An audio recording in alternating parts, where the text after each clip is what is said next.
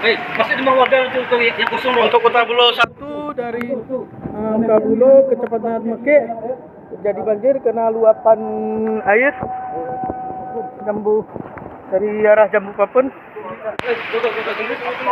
Udah debit air sepinggang orang dewasa.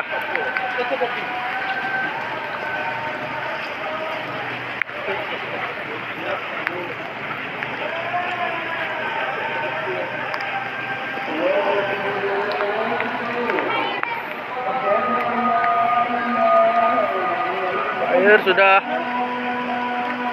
belum surut ya.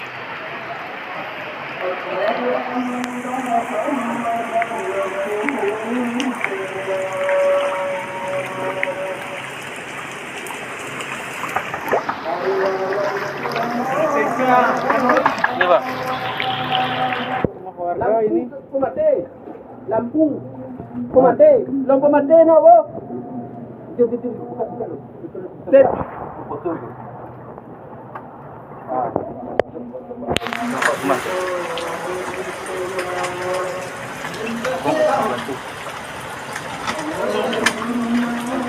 Kau lampu pematinya Bandung.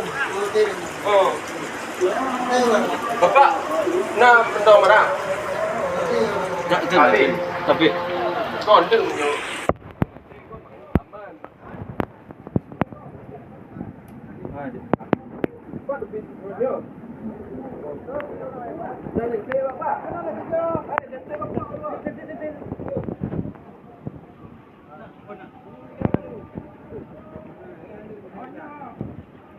Di dalam bang, barang-barangnya udah taruh di atas. Iya, orang ini bisa mengusir pun bisa di atas. Di atas. Ya kan?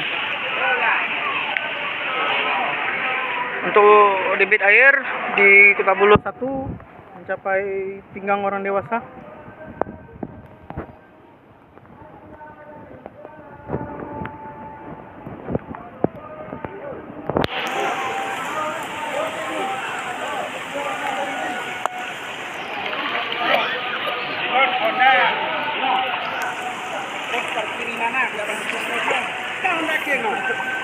Itu apa? Itu apa?